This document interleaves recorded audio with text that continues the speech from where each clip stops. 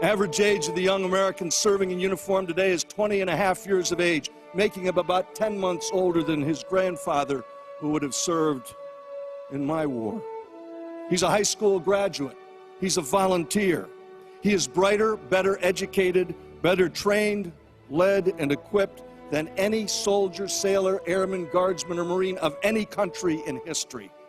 He goes to work wearing an 8-pound Kevlar helmet, a 45-pound flak jacket, and today in Kandahar, it was 110 degrees, and he'll hike up those hills and walk back down them without complaining.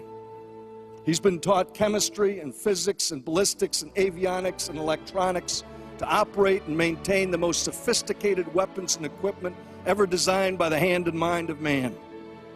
He can use his body like a weapon, and his weapon like part of his body.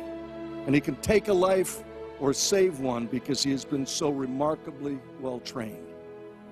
The images of the young Marines and soldiers and sailors and airmen going to Bible studies and religious services aren't staged. They're all real.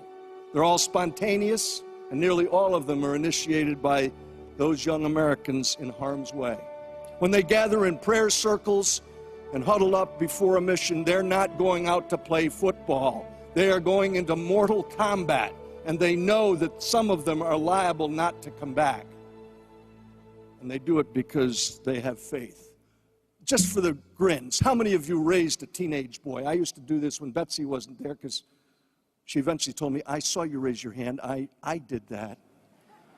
Think about getting a teenage boy to clean up his own room, do his own laundry, fix his own meals, clean up everything without a size 10 in the backside. And yet that same youngster today washes and mends his own clothing, feeds himself, takes care of cleaning his weapon, cleaning himself. He's totally self-sufficient. The kid who once wouldn't share a candy bar with his little brother now gives away his last drop of water to a wounded comrade, his only MRE to a hungry Afghan kid, and splits his ammo with a mate in a firefight. I always save this one for last when I'm explaining it to young people about who they are, because so few of them know the truth of these youngsters. This is a frame taken from my footage on the 6th of April, 2003. Baghdad is the smoke pall you see in the background. The Marine unit I'm with embedded is the van, the lead element of the attack on the Eastern Corridor.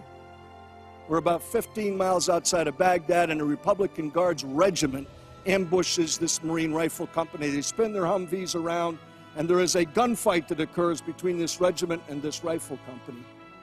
And in the midst of the beaten zone, the area where the intersecting bullets are crossing, a United States Navy corpsman I had first met in Kandahar in 2001 rushes into the battlefield, right through the fire, drags two wounded Marines out, and carries them on his shoulder to a helicopter that's landed in the roadway. And in this footage right here, I am standing on the ramp of that helicopter.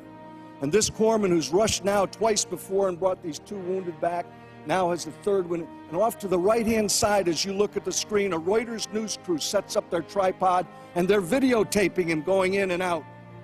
And as this guy staggers back into the gunfight, one of them shouts out, "Hey, mate, what did you do that for? Didn't you notice?" In other words, you stupid American. Didn't you notice that wasn't a Marine? If you look carefully at that photograph, you'll see that the wounded warrior, who's already been bandaged up by that United States Navy medical corpsman, isn't a Marine. It's a wounded Iraqi soldier. And this U.S. Navy corpsman has rushed into the battlefield to save his life. And so, because it's polite company, Wayne, I can only put it this way. In response to the Reuters news crew, the Navy corpsman gives them a gesture. You're not supposed to get that part. He gives them a gesture. He says, "Didn't you notice? He was wounded. That's what we do. We're Americans."